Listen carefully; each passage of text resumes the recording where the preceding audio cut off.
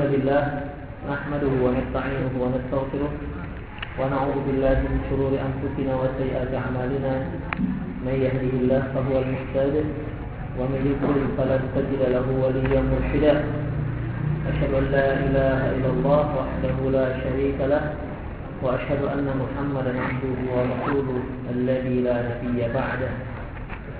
وقال الله سبحانه وتعالى يا أيها الذين آمنوا اتقوا الله حق تقاته ولا تموتن إلا وأنتم مسلمون. يا أيها الذين آمنوا اتقوا الله وقولوا قولا سديدا يصلح لكم أعمالكم ويغفر لكم ذنوبكم ومن يطع الله ورسوله فقد فاز فوزا عظيما. يا أيها الناس اتقوا ربكم الذي خلقكم من نفس واحدة وخلق منها زوجها وبث منهما رجالا كثيرا ونساء فاتقوا الله الذي تساءلون به والأرحام إن الله كان عليكم رقيبا. أما بعد من أصدق الحديث كتاب الله وخير الهدي هدي محمد صلى الله عليه وسلم وشر الأمور محدثاتها وكل محدثة بدعة وكل بدعة ضلالة وكل ضلالة في النار. Ikhwatiddin azza wa iyyakum, kita lanjutkan bagian kita Haqiqatus Salafiyah. Amma alladhi asharna ilayhi fi matla'i hadhihi al-kalimah min as-salafiyyin wa ghayrihim mimman yanhu manhajum. Adapun manhaj yang telah kita isyaratkan yaitu manhaj salafi, kalimat-kalimat yang sumbernya dari kalimat para salafiyyin ataupun yang lainnya yang ikut meniti jejak mereka, faqad tasamuna bi ghairi hadzal ismi. Terkadang mereka menamakan dengan nama yang bukan nama ini. Sebagaimana yang telah kita singgung bahwasanya terkadang ada yang menamakan bukan dengan nama salafi. Sebagaimana di Pakistan itu lebih dikenal dengan ahlul hadis dibandingkan nama salafi. Dan nama salafi ini kan di Indonesia khususnya itu baru dikenal hanya beberapa tahun belakangan saja. Sebelumnya tidak ada yang mengenal kata salafi kecuali artinya makna tradisional. Makanya kita lihat di Jawa itu ada pondok-pondok salafiyah, artinya pondok yang belajar dengan cara tradisional dan yang diajari adalah kitab-kitab kuning. Hanya itu, bukan berarti pondok yang bermanhajkan salafi. Nah, demikian.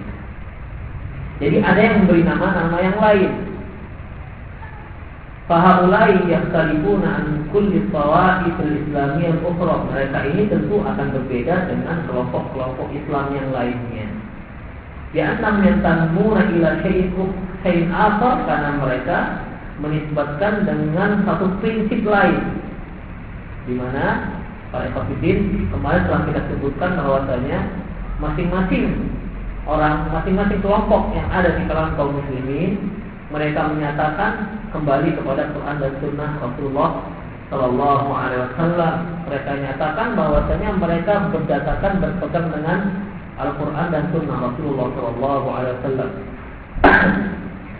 Namun mereka yang meniti jejak para sahabat memiliki prinsip yang lain yang berbeda dengan kelompok-kelompok lainnya, yaitu prinsip tersebut adalah al-ismatu minal khuruji 'ala al-kitab wa sunnah bi ismi tamassuk bil kitab wa sunnah ala wa tamassuk bima kana 'alaihi ashabun nabi sallallahu alaihi wasallam minal muhajirin wal ansar. Prinsip tersebut adalah prinsip tersebut sekaligus sebagai jaminan bagi mereka untuk tidak keluar dari Quran dan Sunnah atau atas nama berpegang dengan Quran dan Sunnah. Jadi prinsip ini yaitu berpegang di atas ajaran para sahabat itu merupakan jaminan seseorang tidak lari dari Quran dan Sunnah. Nah, demikian. Yaitu ala wa huwa tamassuk bima kana ali ashabin nabi sallallahu alaihi wasallam dan muhajirin ansar, yaitu berpegang dengan apa yang dipegang oleh para sahabat Nabi dari kalangan muhajirin dan ansar. Walladzina tabauhum min atba'ihim wa atba'ihim, dan orang-orang yang mengikuti mereka. Artinya para tabi'in yang mengikuti para sahabat, wa atba'ihim, dan yang mengikuti tabi'in yang mengikuti sahabat. Perhatikan ya. Jadi di situ ada tabi'in yang mengikuti manhajnya para sahabat. Berarti ada juga tabi'in yang tidak mengikuti manhajnya para sahabat. Jadi khusus mereka yang bisa jadikan pegangan yaitu para tabi'in yang mengikuti ataupun yang meniti jejaknya para sahabat. Demikian juga tabi'in, atba'ut tabi'in, pengikut-pengikut para tabi'in yang mengikuti para sahabat. Ini yang disebut dengan walladzina taba'uhum biihsan, dan mereka-mereka yang mengikuti para sahabat dengan kebaikan. Ala wahum al-qurunul masyhud lahum bil khairiyyah, yaitu mereka-mereka yang hidup pada 3 abad yang telah direkomendasi baik oleh Rasulullah SAW, sebagaimana yang tercantum dalam hadis sahih, bal hadis al-mutawatir alladhi qalahu Rasulullah SAW, bahkan berdasarkan hadis mutawatir yang disabdakan Rasulullah SAW, ala wa huwa, yaitu hadis khairun nasi qarni tsumma alladziina yalunahum, sebaik-baik manusia adalah generasiku, kemudian generasi setelahku. Para ikhwatiddin rahimallahu wa iyyakum. Di sini Rasulullah SAW menyebutkan sebaik-baik manusia. Ya, sebaik-baik manusia. Di mana manusia itu dikatakan manusia mulai dari manusia yang ada pada zaman Nabi Adam sampai manusia-manusia yang hidup dan menyaksikan langsung hari kiamat. Jadi di sini Rasulullah mengatakan manusia yang terbaik itu adalah generasiku, tentunya selain para nabi dan rasul, yaitu generasi para sahabat, itulah yang terbaik dibandingkan manusia-manusia yang lainnya. Kemudian generasi setelahnya. Generasi setelahnya ini para ikhwatiddin rahimallahu wa iyyakum, ya. Generasi setelahnya juga dikatakan baik, ya, jika mereka mengikuti generasi sahabat. Nah, demikian. Ya, itu dia. Dalam riwayat yang lain sampai 3 kali. Tsummal ladzina yalunahum. Berarti yang terbaik generasi sahabat, kemudian setelahnya, 3 abad lamanya, yaitu selama 300 tahun. Itulah zaman yang diberi rekomendasi Rasulullah sallallahu alaihi wasallam. Hanya saja yang tabi'in, yaitu khusus mereka yang mengikuti para sahabat, demikian juga para atba'ut tabi'in, yaitu tabi'in, yang mengikuti sahabat, yang mengikuti para tabi'in, yang mengikuti para sahabat ridwanullahi alaihim ajma'in. Fa'atba'u haula'il ula, adapun mereka pengikut generasi yang pertama, jalus sahabah al-abrar al-athhar, yaitu generasi sahabat yang baik dan yang suci. Tsumma alladzina ja'u min ba'dihim yaqulun, kemudian orang-orang yang datang setelahnya mereka akan berkata, Rabbana ighfir lana wa li ikhwanina alladzina sabaquna bil iman. Wahai Rabb kami, ampunilah kami dan teman-teman kami yang lebih dahulu beriman. Haula ila budda likulli man arada an yakuna min al-firqatin najiyah, la budda an yantahiya ila al-amali bima kana 'alaiha ulai as-sahabah was-tabi'un wa hum as-salafus salih alladhi nahnu naqtadi bihim. Dan mereka yang setiap orang yang ingin menjadi termasuk dalam firqah najiyah, maka mereka harus beramal sebagaimana yang diamalkan oleh para sahabat dan para tabi'un yang saleh, para salafus saleh. Nah, demikian para ikhwatiddin. Alladzina nahnu naqtadi bihim, yang bisa kita jadikan sebagai panutan. Nah, demikian.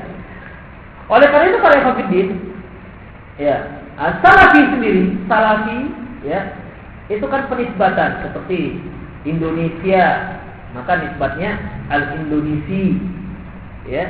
Kalau dia Filipina, maka kalau dia bernama Muhammad al-Filipini, itu dikatakan penisbatan, ya. Makanya As-salafi itu pakai kalimat penisbatan. Penisbatannya kepada siapa? Kepada orang-orang terdahulu. Ini hanya sebagai kata pendek mempermudah ucapan dan istilah. Ya. Kalau kita katakan, Anda bagaimana pemahaman Anda? Pemahaman saya menurut pemahaman kitab sunnah dan pemahaman para sahabat lainnya. Demikian juga terutama Khulafaur Rasyidin, kan panjang sekali. Ya. Cukup dengan mengatakan saya salafi. Artinya manhajnya yaitu mengikuti para sahabat. Nah, demikian para hafidin. Karena ada di kalangan kaum muslimin sekarang ini, kalau dikatakan, kamu siapa? Bagaimana manhajmu? Saya manhaj salafus saleh. Nah, begitu. Manhaj saya salafus saleh. Oh, salafi? Enggak. Saya salafus salehnya, bukan yang salafinya. Nah, para hafidin, ya. Ini hanya berbeda istilah saja. Maknanya sama. Ya, maknanya sama. Makanya ketika seorang bertanya kepada Syekh Al-Albani rahimahullah dalam sebuah kaset tentang masalah istilah salafi. Kemudian Syekh Al-Albani bertanya, "Kamu itu siapa?" "Saya muslim." "Bukan salafi, saya muslim." "Oke, kamu muslim." Kata Syekh Al-Albani, semua juga mengatakan muslim. Orang-orang Qadariyah juga mengatakan muslim. Orang-orang Ahmadiyah juga mengatakan muslim. Syiah pun mengatakan muslim. Semua juga mengatakan muslim. Kamu muslim yang mana? Mengapa demikian para ikhwatiddin? Karena sudah terjadi kerancuan-kerancuan pemahaman di kalangan kaum muslimin. Kalau pada zaman sahabat dikatakan saya muslim, sudah jelas dia. Jelas dia di mana posisi dia. Mengapa demikian? Waktu itu pemahaman kaum muslimin masih bersih, masih suci, karena di bawah pantauan langsung dari Rasulullah SAW. Sekarang sudah macam-macam orang yang mengatakan dirinya muslim. Bahkan yang tidak mengakui hadis pun mengatakan muslim. Kalau di zaman sahabat, kalau ada yang tidak mengakui hadis, itu tak muslim bagi mereka, sudah kafir. Selesai masalahnya. Demikian. Kalau orang-orang Ahmadiyah muncul pada zaman sahabat, itu sudah kafir. Karena apa? Karena sudah jelas. Sudah ada standar yang jelas pada zaman para sahabat. Sekarang macam zaman kita sekarang, semuanya bingung. Terutama orang-orang awam, banyak yang bingung. Ini gimana sih sebenarnya Islam ini? Begitu. Yang ini mengatakan muslim, ini mengatakan baik. Sehingga ada yang bingung, sampai saking bingungnya mengatakan semuanya baik. Nah, begitu. Itu semuanya baik, asalkan jangan berantem. Katakan jangan saling tuding menuding. Kita harus bersatu. Bersatu kita teguh, bercerai kita rubuh. Nah, kan begitu. Ini bukan sumpah pemuda, kan begitu. Para hafidin rahimallahu iyyakum. Ya. Jadi ditanya oleh Syekh Al-Albani, jadi kamu bagaimana? Kamu muslim? Semua juga mengaku muslim. Orang Syiah juga mengaku muslim. Kamu yang mana ya Syiahnya? Enggak. Oh, saya yang berpegang dengan Quran dan Sunnah. Oh, semua juga mengatakan seperti itu. Orang Syiah juga mengatakan Quran dan Sunnah. Karena kalau kamu katakan kamu nggak berpegang dengan Quran, dengan Sunnah saja, Quran enggak, kafir. Semua orang sudah tahu mengatakan, mampu mengklaim antum itu sebagai orang yang kafir. Nah, kamu yang mana ini? Begitu. Kamu yang mana? Yang menurut pemahaman para sahabat. Sudah. Ya, berarti kamu menurut pemahaman para sahabat. Lantas kamu yang orientasinya kepada Quran dan Sunnah menurut pemahaman para sahabat. Kalau dipendekkan gimana cara mengatakannya? Salah sih. Selesai masalahnya. Kan begitu. Ya, selesai masalahnya. Hanya saja para ikhwatiddin, antum pakailah kalimat ini di tempat-tempat yang memang belum ada rusaknya nama-nama salafi, karena nama salafi itu banyaknya sudah merusak. Nah, apalagi sekarang itu semua juga sudah mengaku salafi. Kan semakin kacau para ikhwatiddin rahimallahu iyyakum. Setelah mengetahui bagaimana ismah itu artinya jaminan tidak keluar dari Quran dan Sunnah, yaitu harus berpegang dengan manhaj para sahabat. Sekarang orang pun ramai-ramai menyatakan berpegang dengan ajaran para sahabat. Semuanya jadi salafi. Demikian para ikhwatiddin. Muncul yang aneh lagi, kalau kamu salafi, saya salafus saleh. Ini dikarenakan ketidaktahuan tentang masalah istilah saja sebenarnya. Demikian para ikhwatiddin rahimallahu wa iyyakum. Jadi mereka yang ingin termasuk dalam firqah najiyah, firqah yang selamat, yaitu hendaklah dia beramal sebagaimana yang diamalkan oleh para sahabat, dan mereka-mereka yang mengikuti para sahabat, mereka lah para salafus saleh yang kita jadikan sebagai pedoman. Para ikhwatiddin rahimallahu wa iyyakum. Ya. Dalam melihat masalah hendaklah seorang itu berpegang dengan manhajnya para sahabat, itu ada beberapa poin yang perlu diperhatikan. Pertama, anna sadat fid dunya wan najat fil akhirah yakunu bi ittiba'il huda salaf min as-sahabah wat tabi'in wat tabi'in. Bahwasanya kesejahteraan dunia dan keselamatan di akhirat itu hanya bisa didapati dengan mengikuti petunjuk para salafus saleh dari kalangan para sahabat, tabi'in dan tabi'in. Ya, itu yang pertama. Yang kedua, menisbatkan diri al-intisab ila salafiyah, menisbatkan diri kepada salafi itu tidak bisa asal nama saja. Sebagaimana yang pernah kita singgung bahwasanya penisbatan diri kepada salafi itu tidak hanya nama, haruslah secara hakiki. Oleh karena itu, bisa jadi seorang yang mengaku dia sebagai salafi, namun sebenarnya dia tidak salafi. Ya. Seorang yang mengatakan saya berdasarkan di atas ajaran para sahabat, boleh jadi tidak. Oleh karena itu, yang dikatakan sebenar-benarnya seorang yang salafi, yaitu yang penisbatan ini dia implementasikan dalam kehidupannya, yang dia wujudkan dalam kehidupannya, yang dia praktekkan dalam kesehariannya. Inilah baru dikatakan seorang yang salafi. Demikian para ikhwatiddin. Kemudian yang ketiga, bahwasanya salah satu konsekuensi daripada seorang yang salafi yaitu mereka harus mengikuti petunjuk para salafus saleh dahulu dan memahami nafs sesuai dengan apa yang mereka pahami. Tidak boleh lari dari pemahaman mereka. Oleh karena itu para ikhwatiddin, contohnya saja seperti Khawarij. Ibnu Abbas berdalilkan menghujat orang Khawarij itu hanya satu. Apa itu? Tidak ada di antara kalian sahabat. Itu saja. Ya. Ketika Ibnu Abbas berdialog dengan orang-orang Khawarij yang dia lihat waktu itu, bertemu dengan mereka, wajah mereka kuning, pucat. Karena apa? Saking banyaknya berpuasa. Tangan mereka mengepal, artinya menjadi tebal dikarenakan saking lamanya sujud, saking banyaknya sholat ya. Kalau tangan kan jarang orang menjadi tebal, jarang tangan orang itu menjadi tebal karena banyaknya sholat. Kalau sudah tebal berarti itu saking banyaknya sholat mereka. Kalau kening ya biasalah kan begitu. Apalagi yang sujudnya nggak beres, lebih dekat dengan tiarap dibandingkan sujud. Karena berat badan ke depan itu 3 hari saya yakin biru itu keningnya.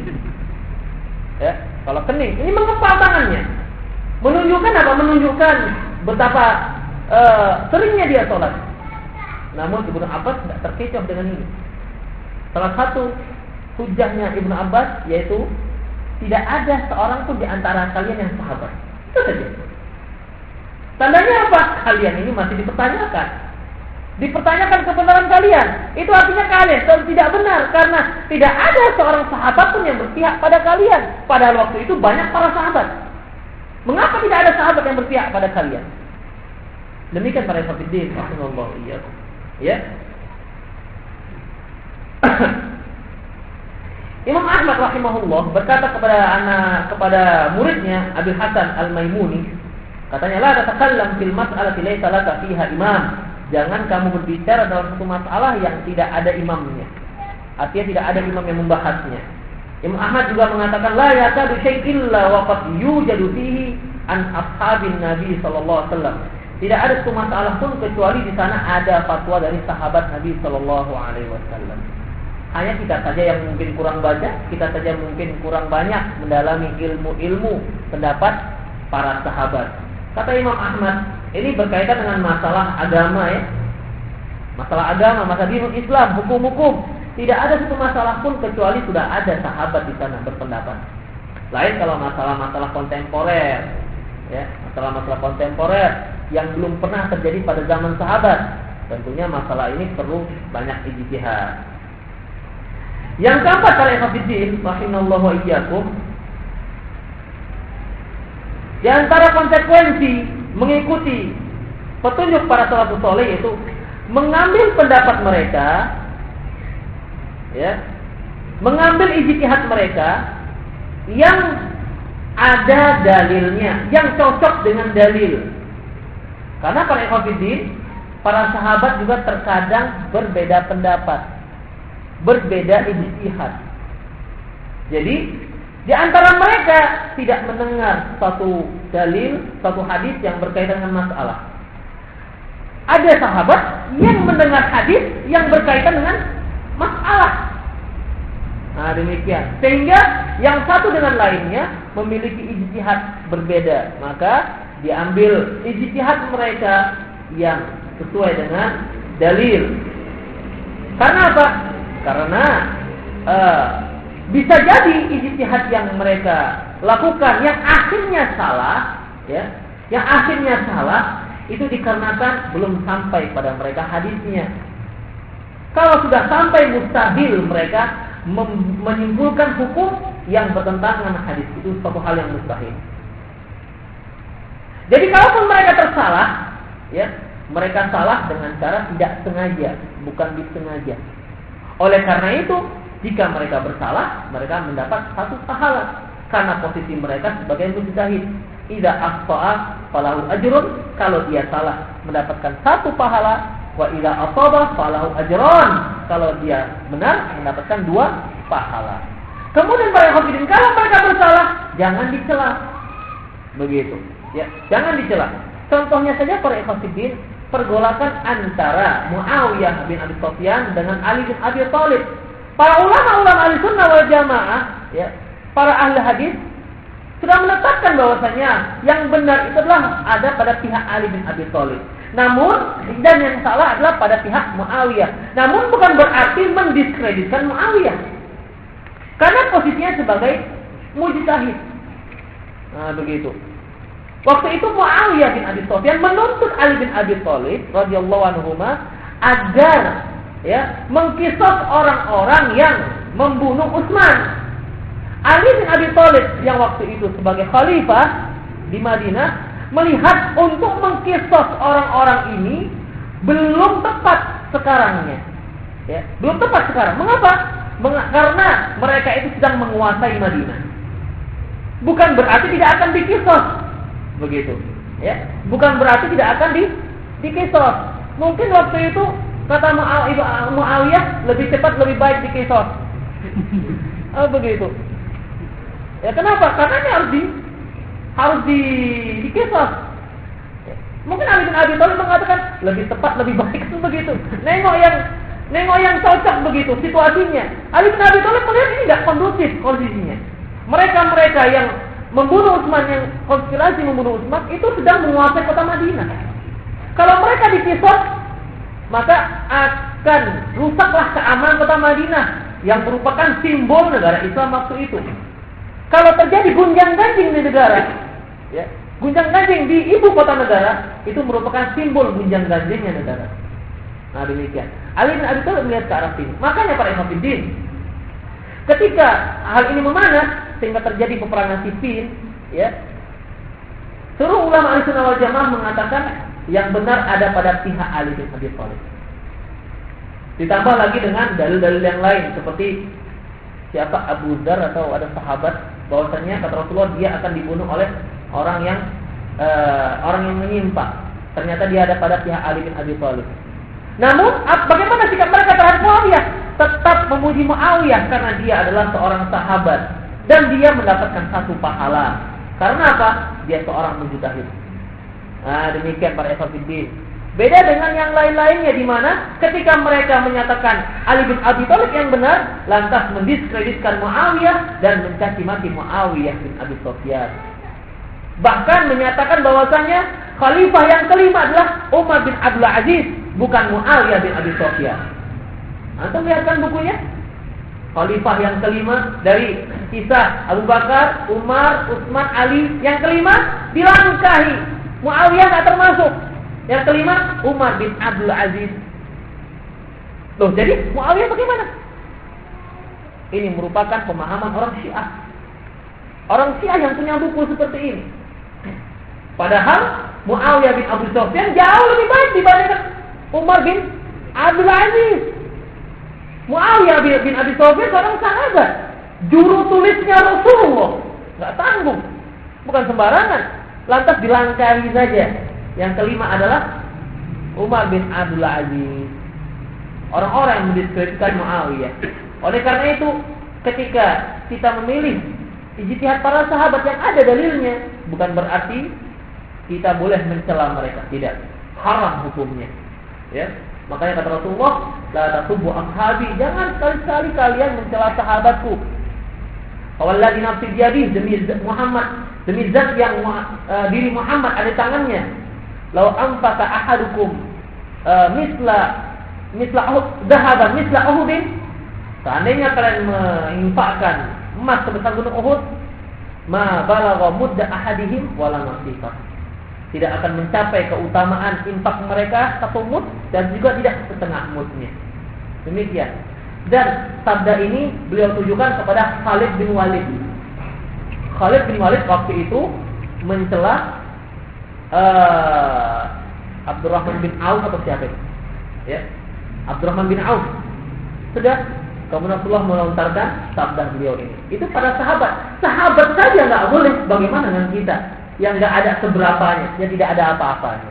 Demikian para hafidin rahimallahu iyyakum. Jadi kita mengambil salah satu konsekuensi daripada mengikuti manhaj para sahabat, kita ikuti yang sesuai dengan dalil, terutama masalah ijtihad. Ambil ijtihad yang cocok dengan dalil. Kemudian para hafidin rahimallahu iyyakum, dan kita tidak boleh mencari-cari mengambil-ngambil pendapat-pendapat yang cocok dengan selera kita. Karena bagaimanapun dalam Islam ini pendapat itu banyak, berbeda-beda, dari mulai masalah wudhu sampai masalah jihad, masalah atas negara, itu ada perbedaan pendapat. Dan kita tidak boleh memilih pendapat-pendapat yang selera dengan kita, yang cocok dengan kita. Oleh karena itu, para hafidin rahimallahu iyyakum, Imam Auza'i mengatakan, man akhadha bi qaulil makkiyin fil mut'ah. Barang siapa yang berpegang dengan pendapat ulama-ulama Makkah dalam masalah mut'ah, di mana ulama Makkah membolehkan. Mengapa demikian? Enggak sampai padanya hadis larangan. Kemudian wal kufiyin fi nabiz, atau mengambil pendapat ulama-ulama kufi dalam masalah nabiz. Nabiz itu khamar yang terbuat dari rendaman kurma. Kata mereka, ulama-ulama kufi boleh. Yang diharamkan hanyalah khamar yang terbuat dari anggur. Karena pada dasarnya khamar itu adalah yang terbuat dari anggur. Adapun selain dari anggur, itu tidak dikatakan khamar kata mereka, walaupun memabukkan. Makanya orang-orang kufi, ya mayoritas mereka adalah mazhab Imam Abi Hanifah, menyatakan yang diharamkan adalah khamar yang terbuat dari anggur saja. Adapun dari selain anggur tidak diharamkan, dari kurma, dari nira, dari apa lagi, dari ya apa saja. Ya, apa saja tidak diharamkan. Jadi barang siapa yang mengambil mut'ah, mengambil pendapat ulama-ulama Makkah dan tentang mut'ah, dan mengambil diharamkan tidak diharamkannya nabi khamar yang terbuat dari kurma karena berpegang dengan pendapat ulama-ulama kufi, wal madaniyin fil zina, dan mengambil pendapat ulama-ulama Madinah dalam masalah zina. Mereka membolehkan nyanyi-nyanyi. ulama-ulama Madinah, wasyamiyin fi ismatul khulafa, dan mengambil pendapat ulama-ulama Syam dalam masalah kesucian para khulafa. Faqad jama'a syarkullah, berarti dia telah mengumpulkan seluruh keburukan. Ya, mengumpulkan seluruh keburukan, karena di dalam memilih perbedaan pendapat bukan yang selera dengan kita. Kita telah bahas ya dalam pembahasan masalah usul bidah bahwasanya dalam memilih pendapat yang berbeda itu harus kita lihat dalilnya, dan ketika jatuh pilihan kita bukan berdasarkan hawa nafsu, bukan karena yang cocok dengan masyarakat, bukan pilihan kita itu jatuh pada pendapat yang kira-kira tidak berbenturan dengan masyarakat dan tidak ada halangannya, bukan begitu. Tetapi ketika kita lihat dalil, inilah yang cocok bagi kita, walaupun mungkin nggak cocok dengan masyarakat, itulah yang akan kita pertanggungjawabkan. Nah, jadi bukan yang enak-enak saja yang diambil. Nah, demikian para ikhwatiddin rahimallahu iyyakum. Kemudian para ikhwatiddin, yang kelima, bahwasanya konsekuensi daripada mengikuti petunjuk salaf yaitu membuang jauh-jauh cara berpikirnya para ulama-ulama khalaf, di mana mereka lebih mengutamakan akal, rasio dibandingkan nafsu. Karena bagi mereka diterima dan tidak diterimanya nafsu itu bagaimana standar akal mereka. Kalau kira-kira cocok dan bisa diterima akal mereka, maka mereka terimalah nafsu tersebut. Kalau tidak, maka mereka otak-atik atau mereka pahami nafsu tersebut tidak sesuai dengan yang semestinya, atau mungkin langsung mereka dhaifkan.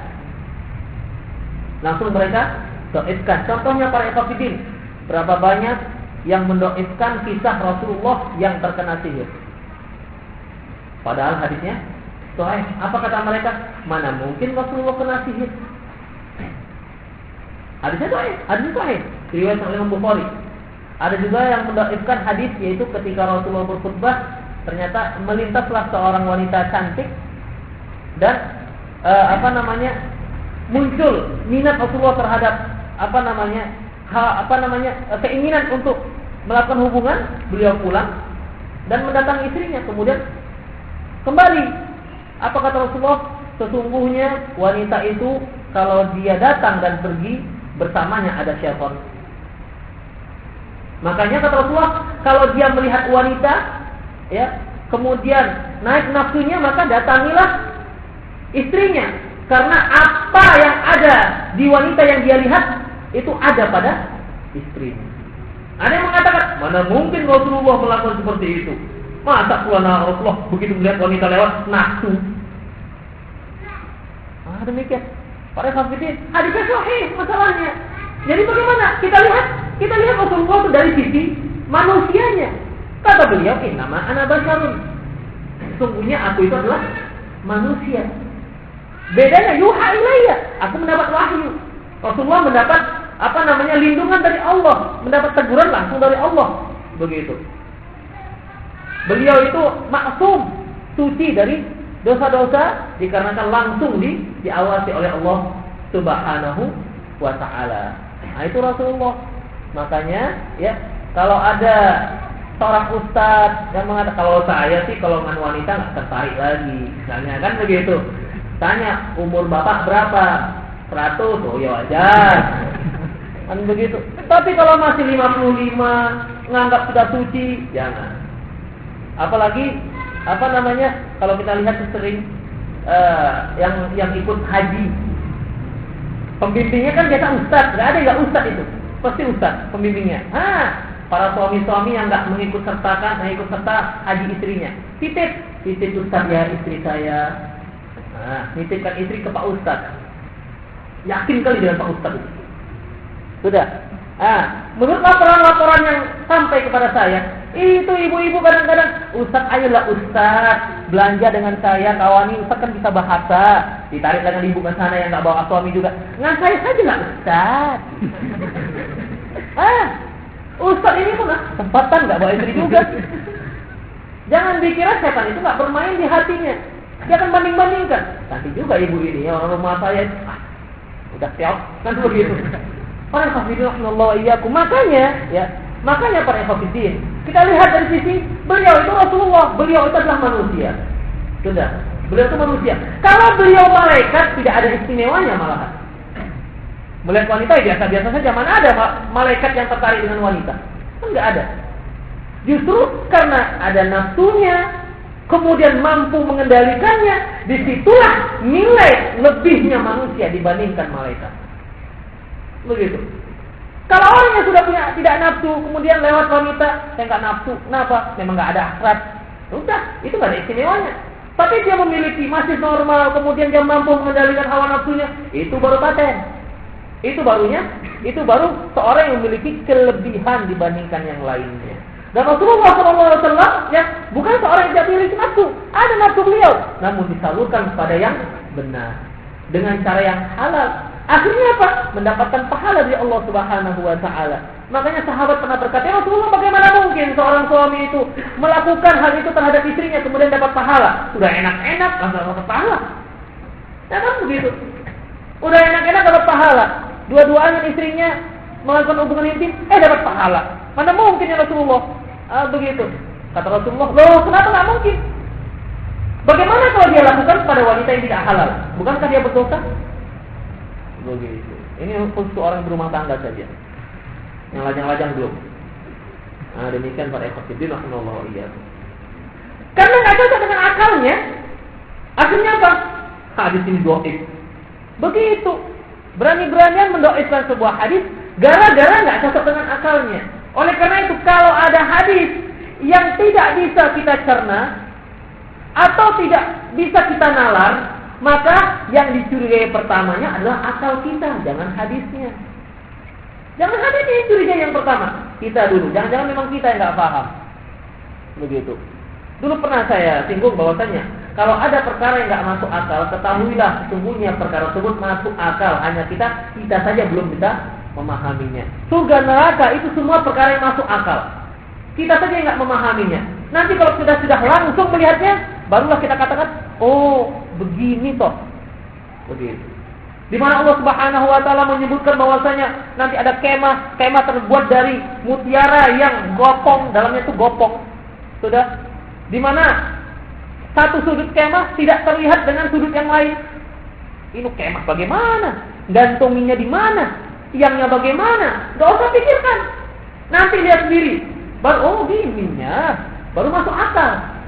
Para hafidin rahimallahu. Demikian. Ya, jadi kita salah satu konsekuensi orang yang mengikuti para manhaj salaf saleh yaitu menjauhkan, membuang perkara-perkara ataupun cara berpikirnya orang-orang salaf, di mana mereka yang lebih mengutamakan akal dibandingkan Rasulullah Shallallahu Alaihi Wasallam ataupun daripada nusus ya Quran dan Sunnah Rasulullah Shallallahu Alaihi Wasallam. Nah, masalah seperti ini banyak yang terjadi, terutama dalam masalah asma wa sifat. Begitu. Wajah rabbuka wal malaku saffan saffa. Allah itu datang dan malaikat bersaf-saf. Datang. Masa sih Allah datang? Kalau Allah datang itu berarti sama dengan manusia. Malaikat bersaf-saf. Begitu. Nggak cocok ini. Itu artinya bukan Allah yang datang, tapi rahmatnya yang datang. Begini para istri. Ya. Kemudian Ar-Rahman 'ala istawa. Allah itu bersemayam di atas arah. Istawa. Teringat dia bagaimana orang itu beristiwa di atas kuda. Istiwa itu berada di atas sesuatu dengan tenang. Jadi orang yang mengendarai kuda dikatakan istiwa dan kuda. Teringat dia. Masa sih Allah seperti naik kuda? Ada dengan akalnya. Ini maksudnya Ar-Rahmanu 'ala arsi istaula.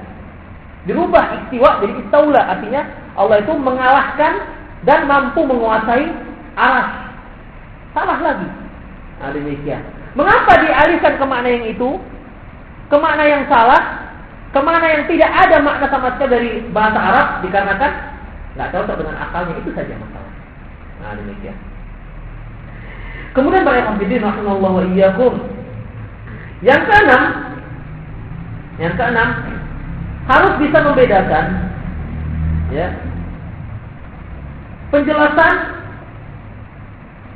Penjelasan tentang perbedaan antara sahabat dan tabi'in dan tabi'in dari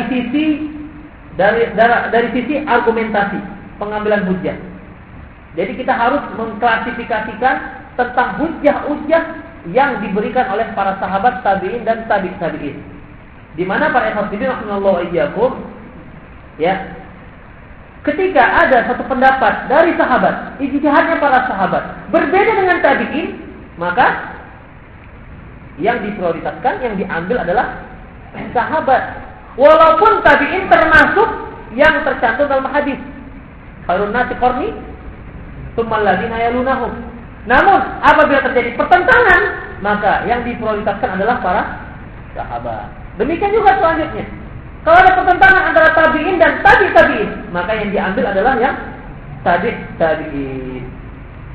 Para hadirin rahimallahu iyyakum. Imam Ahmad pernah ditanya tentang lima kana min fi'li Abi Bakar wa Umar wa Utsman wa Ali radhiyallahu anhum sunnah.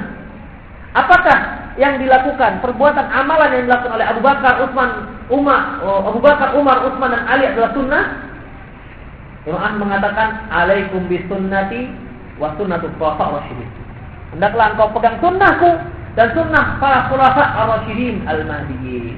Nah, demikian. Jadi artinya ya sunnah juga. Kemudian ditanyakan, Pak Umar bin Abdul Aziz, lantas bagaimana dengan amalannya yang dilakukan oleh Umar bin Abdul Aziz? Qala, kata Imam Ahmad, lah, Umar bin Abdul Aziz lah. Umar bin Abdul Aziz tidak termasuk. Alaisa huwa imam? Loh, bukankah dia seorang imam juga? Khalifah. Kan begitu, khalifah kaum muslimin. Kalau menurut anggapan mereka, ya, yang kelima malahan. Kemudian apa kata Imam Ahmad? Bala, benar, dia imam. Seorang mujtahid, seorang ulama, seorang khalifah. Lantas faqila lahu fanaqulu bimisli qauli Ubay wa Mu'adz wa Ibnu Mas'ud sunnah. Lantas bagaimana? Apakah kita juga mengatakan pendapat Ubay, Mu'adz dan Ibnu Mas'ud juga sunnah? Qala, Imam Ahmad mengatakan, ma adfau an aqul, tidak ada alasan apapun, satu alasan apapun aku menolaknya. Artinya aku ambil. Ya, tidak ada alasan untuk menolaknya. Walaupun dia Ubay, Mu'adz dan Ibnu Mas'ud. Wa ma yu'jibuni an ukhalifa ahadan minhum. Aku tidak suka menyelisihi salah seorang di antara mereka. Jadi di sini Imam Ahmad memutlakkan seluruh para sahabat. Para hafidin rahimanallahu wa iyyakum. Lantas para hafidin, bagaimana dengan perselisihan di antara para sahabat? Kalau tadi kan antara sahabat dengan tabi'in, tabi'in dengan tabi'in. Begitu. Ada skala prioritasnya. Ini apabila tidak ada dalil yang jelas, ya. Apabila tidak ada dalil yang jelas, maka yang diprioritaskan pertama yaitu pendapat para sahabat. Kalau enggak ada para pendapat tabi'in, kalau tidak ada maka pendapat tabi'in. Lantas, bagaimana kalau terjadi perbedaan pendapat di kalangan para sahabat? Nah, apabila terjadi perbedaan di kalangan para sahabat, maka masalah ini terdiri dari beberapa mazhab. Ya, terdiri dari beberapa mazhab di mana masing-masing mazhab ini artinya bagaimana cara merajihkannya, apa yang harus diikut. Sudah, apa yang harus diikut? Pertama, bagaimana kalau terjadi perbedaan antara khulafaur rasyidin dengan sahabat yang lainnya? Atau bagaimana kalau terjadi perbedaan antara Abu Bakar dan Umar? Atau Umar dengan Utsman, Utsman dengan Ali? Atau khulafaur rasyidin dengan sahabat-sahabat yang lainnya? Atau ada satu pendapat sahabat, namun yang lain tidak ada yang menyanggahnya. Atau ada pendapat sahabat, yang lainnya tidak sesuai dengan pendapat sahabat tersebut. Ini akan kita bicarakan pada kajian yang akan datang. Aku qouli hadza wa astaghfirullah li wa lakum wa lisa'il muslimin innahu wal ghafur. Ya, silakan.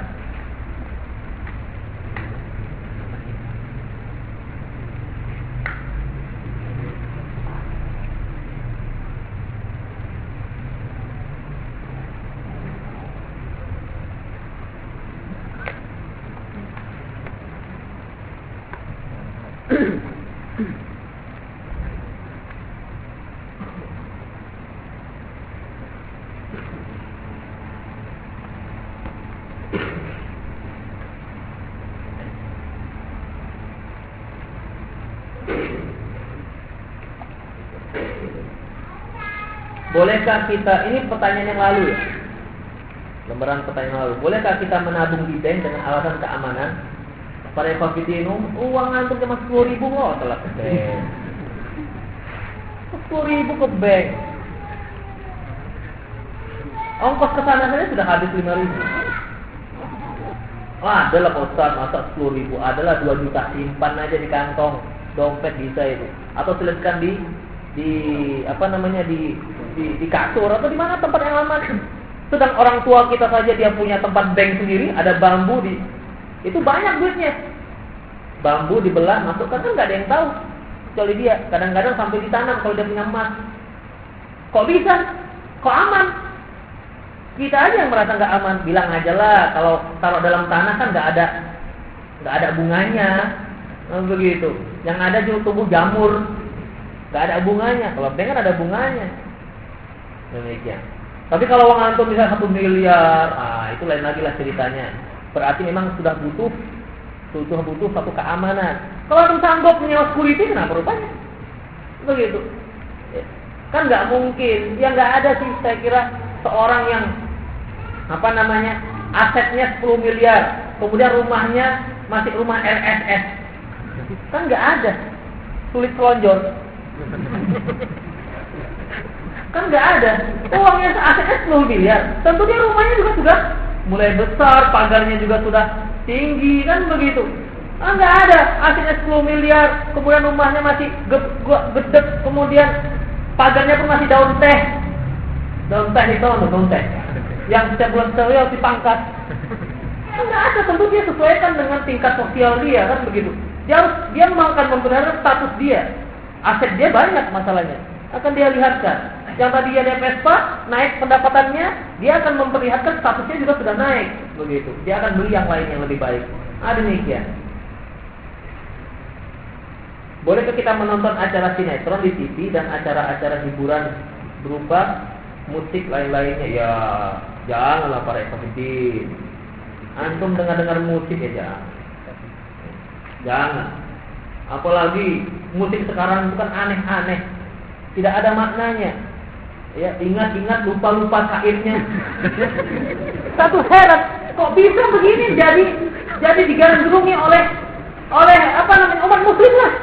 Begitu. Sebagai musik pilihan. Padahal cuma itu saja. Begitu. Itu saja ceritanya, enggak ada yang lain-lainnya. Belum lagi ucapan-ucapan yang sangat kasar. Sangat kasar, apa itu? Saya yakin tahu lah itu kata-katanya.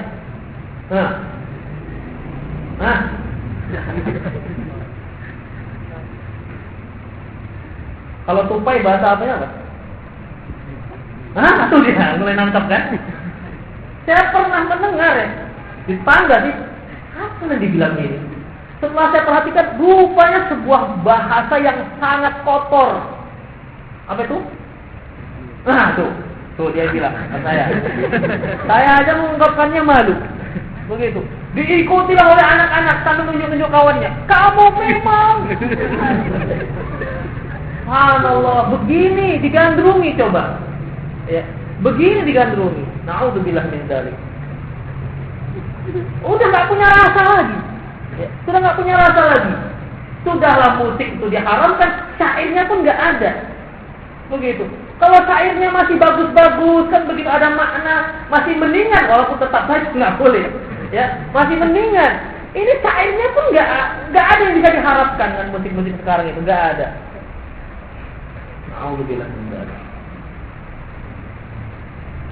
Ustaz, bagaimana memahami hadis yang tentang jual beli dalam Bulughul Maram yang artinya lebih kurang Nabi melarang jual beli dua harga dalam satu barang? Apakah bentuknya seperti ini? Kalau kas 2.000, kalau kredit 3.000?